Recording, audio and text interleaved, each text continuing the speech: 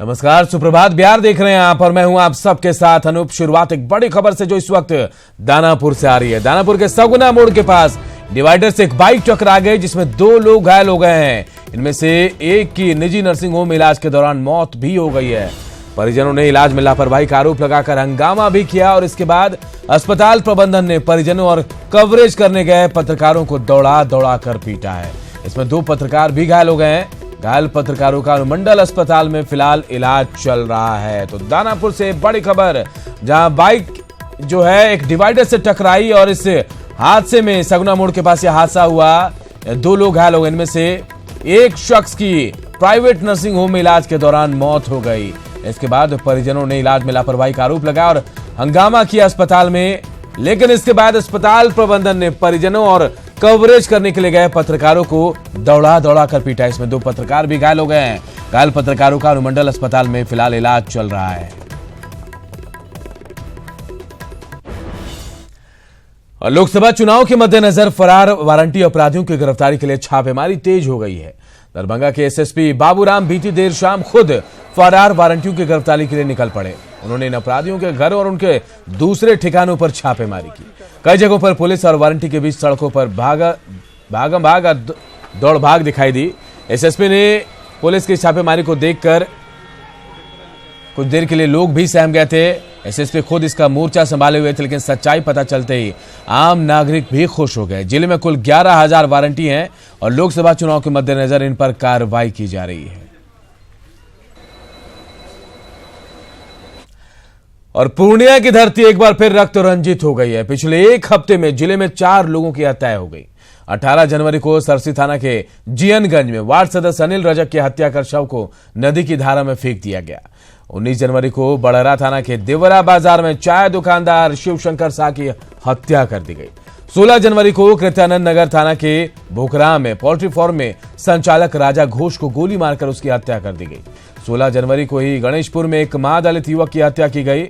लगातार हो रही इन हत्याओं से पूर्णिया थर्रा उठा है, लेकिन पुलिस एक भी मामले में अब तक उद्भेदन इसका नहीं कर पाई है, खुलासा नहीं कर पाई है। मरमकी एसडीएम ने कहा पुलिस मामले की जांच करे और जल्दी हत्यारों की गिरफ्तारी भी होगी। है कि साजिश के तहत उसके साथ में ये घटना दिया गया और जो है दुश्मनी तो है ही। नया क्या दुश्मनी है। पहले ठेकेदारी भी नहीं करता था, अब ठेकेदारी भी करने लगा। हमको न्याय चाहिए और कुछ नहीं। जो इसका आसामी है वो देखे, उसको सजा मिले। हमको न्याय चाहिए, फांसी की सजा मांगते हैं। पुलिस जांच कर रही है। जांच करने के बाद जो भी उसमें दोषियों पर कार्रवाई की जाएगी। तो 6 दिन से लापता था ये। हाँ। सिवान में पुलिस और अपराधियों के बीच मुठभेड़ हुई। घटना माधोपुर की है, जहां कुख्यात अपराधी गोलू को गिरफ्तार करने पहुंची पुलिस टीम पर अपराधियों ने फायरिंग शुरू कर दी। पुलिस की जवाबी फायरिंग के दौरान अंधेरे का फायदा उठाकर अपराधी वहां से फरार हो गया। फरार गोलू की बाइक को पुलिस ने जब्त कर लिया है और उसकी तलाश में फिलहाल छापेमारी की जा रही है। अपराधी अंशु गोलू सिंह की सूचना थी, जिसके पहले बहुत सारे मामले दर्ज हैं, तो उस गिरफ्तारी के लिए हमारी टीम गई हुई थी घर पे। तो घर पे वो तो नहीं पाया गया, बाद में वो कहीं से आ गया और उसने हमारी टीम पर 2 राउंड फायर किया। जवाबी कार्रवाई में हमारी टीम ने भी फायर किया, इससे वो डर के भाग गया और घटनास्थल से एक बाइक बरामद हुई है और 2 ब्लैंक राउंड। इधर गया के पटवा टोली हत्याकांड में पुलिस ने एक तीसरे शख्स को गिरफ्तार किया गया और ये एक महिला है जिसने हत्याकांड में अपने शामिल होने की बात भी कबूल कर ली और पुलिस की हॉरर किलिंग की थ्योरी पर भी मुहर लगाई है। गया के पटवा टोली हत्याकांड में बड़ा खुलासा, पुलिस की हॉरर किलिंग की थ्योरी पर लगी मुहर। हत्याकांड में गिरफ्तार तीसरे आरोपी ने कबूला गुनाह। महिला राजदार ने बयां की हॉरर किलिंग की कहानी। तो शुक्रवार दिन था, वो लेकर के घर आई बहला फुसला करके। तो घर पर लेकर के आ करके खिलाया पियाया सब कुछ किया। हमको 10-9 बजे फ़ोन किया, हम भी आया और खाना भी पिलाया। सब कुछ खिला पिया करके वो रूम में गई थी बाथरूम पेशाब करने के लिए। और फिर उधर से आई गिलास में क्या दिया उसको हमको पता नहीं है कि क्या दिया था। फिर वो छटपटाने लगी पी करके और फिर उधर ही एकदम लेट गई और वो चौकी तर से क्या निकाला, चाकू जैसा बड़ा वाला था, उसी से सर उसको काट दिया और फिर उसको काट करके उसको पिता ने एक ठो बाहर था, उसको अंजना की बाहर थी और गेट लगा हुआ था। उसका एक एक कबूलनामा पुलिस की थ्योरी पर मुहर लगा रहा था। इस हत्याकांड को लेकर बेहद तनाव झेल रही पुलिस अब राहत महसूस कर रही थी। पुलिस को इस बात की खुशी भी थी कि उसकी जांच सही रास्ते पर है और इस हत्याकांड में अब तक हुई गिरफ्तारियां सही है। अब पुलिस को बस वैज्ञानिक सबूत जुटाने हैं जिससे वो हॉरर किलिंग के इस मामले में आरोपियों को सजा दिला सके। अनुसंधान के क्रम में हम लोगों ने एक महिला को गिरफ्तार किया है। महिला द्वारा घटना में अपनी संलिप्तता स्वीकार की गई और साथ ही साथ ये भी बताया गया है कि जो अभियुक्त लीला पटुआ हैं उन्हीं के घर में उसकी हत्या की गई थी और इसके आलोक में हम लोगों ने महिला को गिरफ्तार किया और उसको फिलहाल हम लोग फॉरवर्ड कर रहे हैं जुडिशियल कस्टडी में और अन्य बिंदुओं पर अनुसंधान जारी है। इस मामले में अब तक मृत लड़की के पिता और उसके पिता के दोस्त को पुलिस ने गिरफ्तार किया था, जिसके बाद पटवा समाज पुलिस की कार्रवाई के विरोध में सड़क पर उतर आया था। मामला इतना बढ़ा कि पुलिस मुख्यालय खुद मामले की मॉनिटरिंग करने लगा और आईजी जांच में जुट गए। लड़की की हत्या में वो यानी आरोपी महिला शामिल थी। मृत लड़की के पिता के दोस्त से महिला के अच्छे संबंध हैं। लड़की के पिता तुराज प्रसाद और लीला पटवा अच्छे दोस्त हैं। लीला पटवा ने अपने घर बुलाकर लड़की की हत्या की। लड़की की हत्या के वक्त उसके पिता घर के बाहर मौजूद थे। हत्या से पहले उसने लड़की को नशीला पदार्थ देकर बेहोश किया। शव को बोरे में बंद कर छिपाया गया। बदबू आने पर शव को ठिकाना लगाया गया। हत्या में इस्तेमाल बोरे को फल्गु नदी में फेंक दिया गया। पुलिस ने डीएनए टेस्ट के लिए हत्या के आरोपी लीला पटवा और लड़की के पिता तुराज प्रसाद का ब्लड सैंपल ले लिया है और लीला पटवा के घर मिले खून को मृतक नाबालिग के कपड़े पर लगे खून के धब्बे से मैच कराएगी ताकि पुलिस को हत्या के फॉरेंसिक सबूत मिल सके। गया से अरुण, न्यूज़ 18।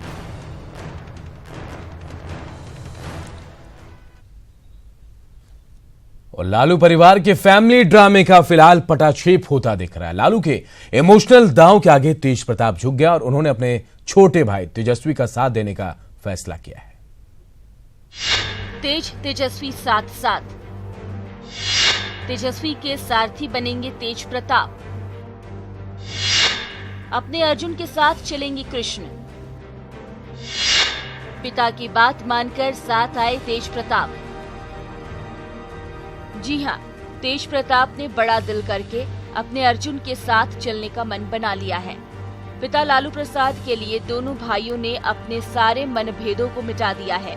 एक नए तेवर के साथ तेजस्वी मिलकर हुंकार भरेंगे।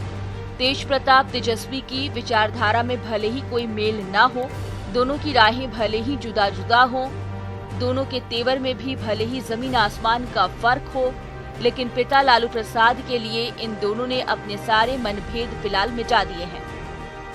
एलपी मूवमेंट करना तो है ही, एलपी मूवमेंट होगा ही। हाँ, एक प्लेटफॉर्म पे सब लोग रहेंगे और इसको तय किया जाएगा तो इसे मैसेज चला ही जाएगा लोगों को। कभी कुछ लड़ाई रहा ही नहीं, ये कंफ्यूजन लोगों ने पैदा किया था। आपस में दोनों भाई का ऑल इज वेल है, कहीं दो दिक्कत नहीं है। दोनों भाइयों में बढ़ती हुई दूरी को देखकर लालू प्रसाद ने एक बड़ा इमोशनल दांव खेला। पारिवारिक सूत्र बताते हैं कि लालू प्रसाद ने अपने बड़े बेटे तेज प्रताप से ये संकल्प लिया है कि अगर वो अपने पिता के लिए कोई आंदोलन करते हैं तो उसमें वो अपने छोटे भाई तेजस्वी को जरूर साथ रखेंगे। पिता की बात मानकर तेज प्रताप ने 20 जनवरी को होने वाले लालू प्रसाद मूवमेंट को स्थगित करते हुए ये दलील देकर सबको चौंका दिया कि तेजस्वी के पटना में नहीं रहने के चलते उन्होंने एलपी मूवमेंट को तत्काल स्थगित किया है। तेज प्रताप के इस नए फैसले से आरजेडी के साथ साथ अब उनके सहयोगी भी राहत की सांस ले रहे हैं, लेकिन विपक्ष बेचैन हो उठा है। महागठबंधन को भी फायदा होगा, क्योंकि महागठबंधन की एक प्रमुख पार्टी है राष्ट्रीय जनता दल, तो उसके नेतृत्व में, उसके परिवार में अगर यूनिटी रहे और एकजुटता से वो लोग काम करेंगे तो आरजेडी को भी फायदा होगा, महागठबंधन को भी फायदा। लालू जी जेल खाने में, साहबुद्दीन जेल खाने में, राजबल्लभ यादव जेल खाने में, तो नेता है जेल खाने में, और परिवार के अन्य सदस्य कोई आंख तरेर रहा है, कोई प्यार कर रहा है, कहीं पे निगाहें, कहीं पे निशाना है। लालू प्रसाद की पहल से उनके दोनों लाल एक साथ तो हो गए हैं, लेकिन ये जोड़ी कब तक बरकरार रहेगी ये तो समय बताएगा। लेकिन फिलहाल इस जोड़ी ने विरोधी खेमे में हलचल जरूर मचा दी है। अमित कुमार सिंह, न्यूज़ 18, पटना।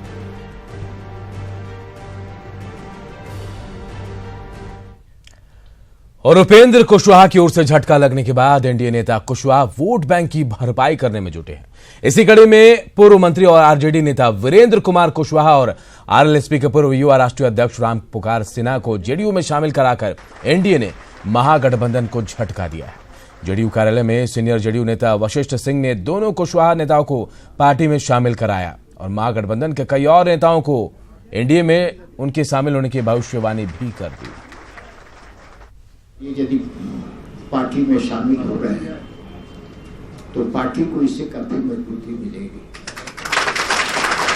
क्योंकि कुछ ही समय के बाद लोकसभा का चुनाव होने वाला है और उस समय जनता दल में आने वालों का तांता लगा हुआ है। आगे भी हमसे जो बातचीत हो रही है, कई साथी जो दूसरे दलों में हैं आने की इच्छा व्यक्त किए हैं। आप हम एक हमी को क्यों समझते हैं?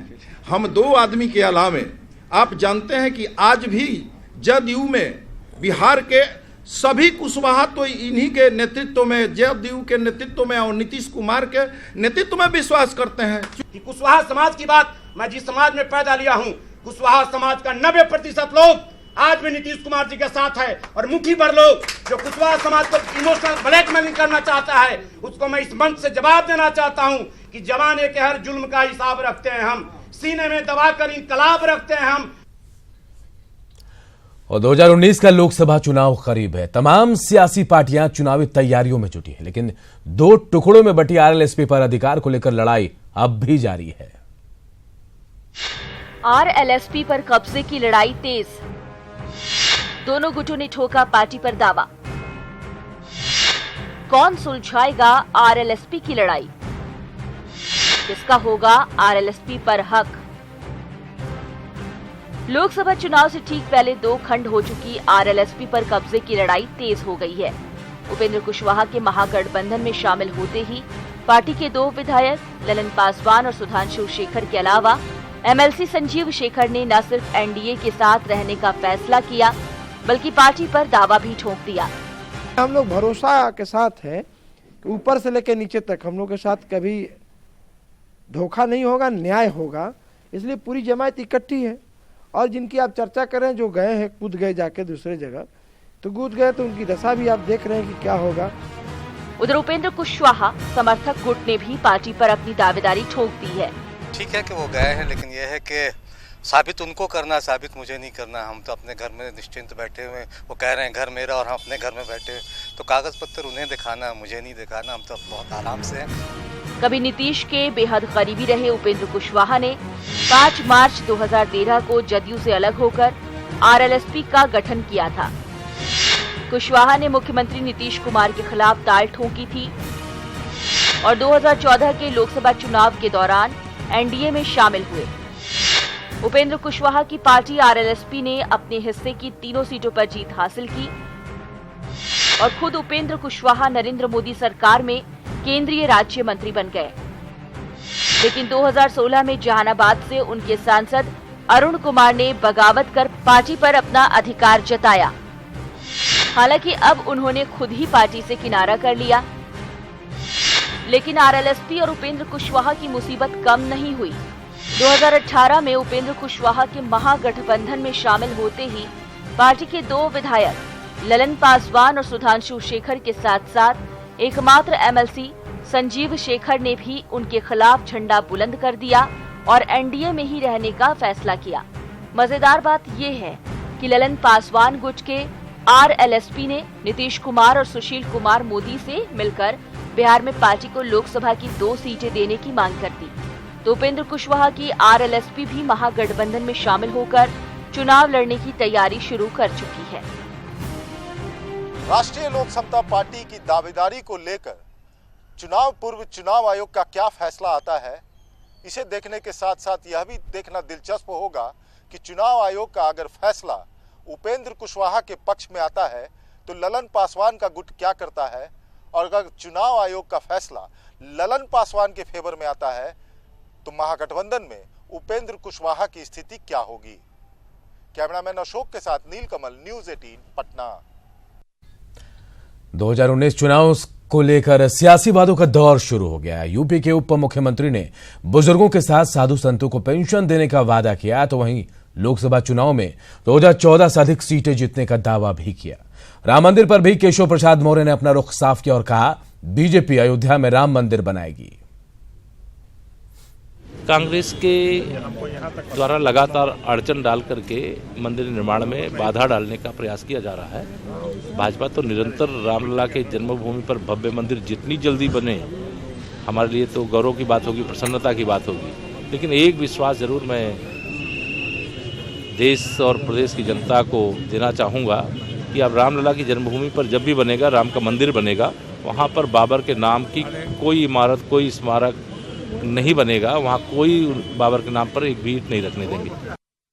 और बात न्यूज़ 18 के खबर के असर की। पिछले दिनों हमने आपको दिखाया था कि दीघा थाना के दारोगा गोपाल सिंह सेवानिवृत्त के 6 साल बाद भी मालखाना का प्रभार देने के लिए दर दर भटक रहे हैं। न्यूज़ 18 पर खबर दिखाए जाने के बाद राज्य पुलिस मुख्यालय ने पूरे मामले को गंभीरता से लिया। डीजीपी ने इस तरह के सभी मामलों को पुलिस हस्तक नियम 78 का उल्लंघन बताया। डीजीपी ने सभी डीआईजी को समीक्षा का आदेश दिया है और कहा कि आगामी 15 फरवरी तक अपने अधिकार क्षेत्र में आने वाले सभी जिलों के थाना के मालखाने का प्रभार नए पुलिस अधिकारियों को सुनिश्चित कराना ग्रहण करे। राज्य पुलिस मुख्यालय ने 20 फरवरी तक मालखाना प्रभार का अद्यतन रिपोर्ट सौंपने का आदेश दिया है। और अगली खबर सहरसा से, जहां नकली दवा के गोरख धंधे का खुलासा हुआ है। पुलिस ने गुप्त सूचना के आधार पर कार्रवाई करते हुए कहरा मोहल्ले से एक शख्स को तकरीबन 15 लाख कीमत की नकली दवा, हजारों खाली बोतल और दवाई के रैपर के साथ पकड़ा है। बरामद नकली दवा में जॉनसन एंड जॉनसन कंपनी का Benadryl cough syrup, Alkem company का ट्रम्प डी कफ सिरप और हिमालय कंपनी का लिव 52 सिरप शामिल है। दावा किया जा रहा है कि कई महीनों से नकली दवा के गोरख धंधे का फर्जीवाड़ा चल रहा था। फिलहाल पुलिस गिरफ्त में आए शातिर से पूछताछ की जा रही है। जॉनसन एंड जॉनसन, एल्केम और हिमालयन कंपनी के लोग आए थे। मुझे सूचना मिली थी कि सहरसा में नकली दवाइयों का कारोबार हो रहा है इनके कंपनियों का। इसी सूचना में उनके साथ सदर थाना की पुलिस सहयोग छापामारी में की और कहरा से सुमित कामत नामक के घर से ये हिमालयन कंपनी का लिव 52, एल्केम कंपनी का ट्रम्प और जॉनसन एंड जॉनसन का बेनाड्रिल, ये तीनों दवाइयाँ पकड़ी गई है बनी हुई। और इधर पटना में तकरीबन 20 लाख की अफीम पकड़ी गई है। नारकोटिक्स कंट्रोल ब्यूरो की टीम ने बड़ी कार्रवाई करते हुए पंजाब से आ रही अफीम की बड़ी खेप को जब्त किया और इस दौरान 2 तस्करों को भी धर दबोचा है। पिछले 1 हफ्ते में नारकोटिक्स ब्यूरो की तीसरी बड़ी कार्रवाई है। अफीम की खेप कहां से आई थी और कहां जा रही थी, इस बारे में जानकारी जुटाई जा रही है। बाकी सीजर से हट करके है ओपीएम का 10 केजी का सीजर जो कि सेनापति डिस्ट्रिक्ट इम्फाल से चला था पंजाब के मोहा के लिए, मानसा डिस्ट्रिक्ट के लिए। इसमें 2 अरेस्टेड जो है पंजाब के ही हैं। सबसे बड़ी बात यह है कि इसमें अगर जो किंग पिन है खुद ही कैरियर भी है, खुद अपनी गाड़ी से कैरी भी करता है और ये कई बार इस तरह कंसाइनमेंट पंजाब ले जा चुका है और ये इन्फॉर्मेशन हमें नॉर्थ ईस्ट से प्राप्त हुई थी। ये इंटरस्टेट गैंग भी काम कर रहा है इसमें, जिसमें गुवाहाटी, इम्फाल और पंजाब के कैरियर्स हैं जिनके बारे में पता किया जा रहा है। और अगर पुलिस के पहुंचने में 10 मिनट की भी देरी होती तो महिला को जिंदा जला दिया जाता। जी हां, ये मामला आरा का है, जहां चिता सजा दी गई थी और कफन में लिपटी जिंदा महिला को रख भी दिया गया था। सिर्फ मुखाग्नि की रस्म बाकी थी, लेकिन ऐन वक्त पर पुलिस पहुंच गई। घटना संदेश थाना क्षेत्र के सारीपुर बालू घाट का है। महिला संदेश गांव निवासी रविंद्र ठाकुर की पत्नी लक्ष्मी देवी है। इस वक्त महिला का संदेश रेफरल अस्पताल में इलाज चल रहा है। महिला ने पूछताछ में बताया कि उसे 12-13 साल से संतान नहीं हो रही है, जिसे लेकर उसे प्रताड़ित किया जा रहा था। वो चिता पर कैसे पहुंची और कौन ले गया, उसे कुछ भी नहीं पता है। महिला को जलाने का आरोप पति समेत उसके ससुराल वालों पर ही लगाया जा रहा है। फिलहाल पुलिस मामले की छानबीन कर रही है। मोबाइल द्वारा सूचना मिला कि सारीपुर घाट के सामने एक चीता सजा हुआ है और उस पर एक महिला लेटाया हुआ है और कफन उफन से सब तोपा हुआ है, लेकिन हल्का उसका हुक्की चल रहा है। इस सूचना पर हम अपने थाना से सोनी कैसर अली और एक और पदाधिकारी रविंद्र कुमार को और सशस्त्र बल को साथ भेजे कि जाकर के देखिए क्या बात है। तो वहां गए तो सही में महिला हल्का करा रही थी। तो वैसी स्थिति में हम कहे कि उसको जल्दी से ले आकर के हॉस्पिटल में रेफरल हॉस्पिटल पर इलाज कराइए। तो वहां से ला करके हम लोग रेफरल अस्पताल में इलाज करा रहे हैं। और हिमांशु, इसी खबर पर हमारे सहयोगी हमारे साथ जुड़े हुए। हिमांशु, इस खबर को देखकर ऐसा लगता है कि हम अब भी दकियानुसी ख्यालों के पीछे ही जी रहे हैं। कहीं ना कहीं बहुत बड़ा सवाल उठ रहा है, क्या किसी की गिरफ्तारी हो पाई है? जी अनूप, अभी तक किसी की गिरफ्तारी नहीं हुई है इस मामले में, लेकिन एक बहुत बड़ी सनसनीखेज घटना है जहां एक महिला को संतान न होने पर जिंदा जलाने की कोशिश की जाती है उसके ससुराल वालों द्वारा। दहेज हत्या के मामले कई सामने आते हैं, लेकिन कल जो हुआ है संदेश के सारीपुर सोन नदी घाट पर, वो काफी चौंकाने वाला है कि एक महिला को जिंदा जलाने की कोशिश की गई। पुलिस को ऐन मौके पर सूचना मिल गई, जिसके बाद पुलिस मौके पर पहुंची और चिता पर से कफन में लिपटी हुई महिला को बरामद कर लिया और उसका इलाज करवा रही है पुलिस। और इसकी भनक मिलते ही जो ससुराल वाले थे, जो महिला का पति रविंद्र ठाकुर बताया जा रहा है, वो और उसके और जितने भी परिवार के लोग हैं, सारे लोग फरार हुए, जिनकी गिरफ्तारी में पुलिस जो है वो जगह जगह छापेमारी भी कर रही है। लेकिन एक बहुत बड़ी घटना है जिसमें एक महिला को जिंदा जलाने की कोशिश की गई है सिर्फ संतान न होने पर। ये साफ दर्शाता है कि किस तरीके से अभी भी जो दूरस्थ इलाके हैं, ग्रामीण इलाके, वहाँ के लोग ये भी क्या सोच है, वो कितना डेवलप हो पाए हैं। बिल्कुल, ऐसे लोगों पर कार्रवाई भी होनी चाहिए और इन लोगों को बताना चाहिए कि हम किस युग में जी रहे हैं और कहाँ जी रहे हैं, तभी समाज में बेहतरी का काम हो पाएगा। बहुत बहुत शुक्रिया आपका।